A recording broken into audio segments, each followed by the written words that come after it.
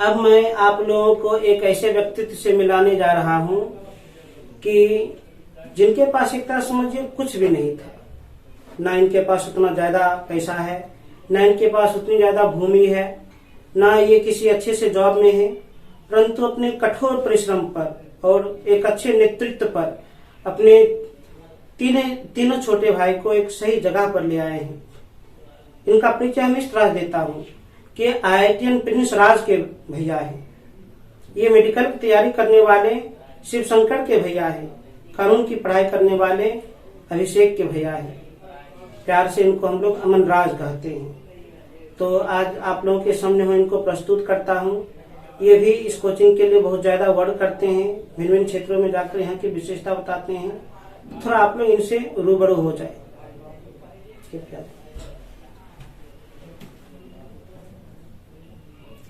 मैं अमन राज IITian Prince राज का भैया हूँ। तो कल जो मैट्रिक एग्जाम का जो रिजल्ट आया है, मैं इस रिजल्ट से बेहद खुश हूँ। तो आप लोगों से यही उम्मीद करूँगा कि जिस तरह आप लोग 10th क्लास तक जो मेहनत किए हैं, इस मेहनत को हमेशा बरकरार रखना और 2 साल तक निरंतर आप प्रयास करते रहेंगे तो आप जो लक्ष्य बनाकर चले हैं उस लक्ष्य को जरूर से जरूर मंजिल को प्राप्त कर लीजिएगा। चाहे आप मेडिकल सेक्टर में जाना चाहते हो, चाहे इंजीनियरिंग में, चाहे सिविल सर्विस में, किसी भी फील्ड में जाइएगा तो आपका मेहनत ही कामयाब रहेगा।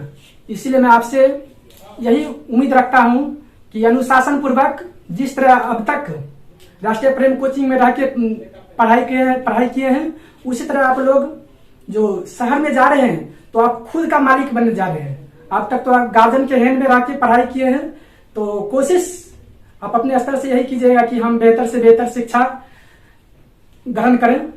और रही बात अब तक जो इनडायरेक्ट रूप से प्रिंस सर के माध्यम से सिस्टम को चलाने का काम कर रहे थे, लेकिन कुछ दिनों बाद डायरेक्ट रूप से मैं इस सिस्टम को चलाने के लिए जुड़ रहा हूं। तो मैं इस संस्थान के प्रति जिस तरह मैं अपने फैमिली को ईमानदारी पूर्वक एजुकेशन में बेस मजबूत करने का काम किया हूं, उसी तरह अलोरी को भी एजुकेशन के फील्ड में, एजुकेशन में हम अपनी ईमानदारी पूर्वक इस क्षेत्र को हमेशा के लिए ईमानदारी पूर्वक मतलब आगे बढ़ाएंगे। तो आप लोगों से विनती है कि अगर किन्हीं बच्चों का रिजल्ट थोड़ा बहुत खराब हुआ है तो घबराए नहीं। मैट्रिक इंटर बोर्ड कोई मायने नहीं रहता है। आप लोग कंपटीशन में एक अपना जो एम बनाए हैं, लक्ष्य बनाए हैं, उनको आप फेस कीजिए, उस लक्ष्य को प्राप्त कर लीजिए। तो मैट्रिक इंटर का रिजल्ट कोई नहीं पूछना चाहेंगे। इसलिए आपसे बहुत बड़ा उम्मीद है और गार्जियन से भी एक संदेश है। अपने बच्चे को थोड़ा बहुत नंबर के कारण अगर कम आए तो उस बच्चे को प्रति ऐसा नहीं कि उसमें टैलेंट नहीं है। बच्चा में टैलेंट है, लेकिन बिहार बोर्ड की कमी के कारण कुछ न कुछ कमी आया है। तो बच्चे को आप आगे बढ़ाने का काम करें।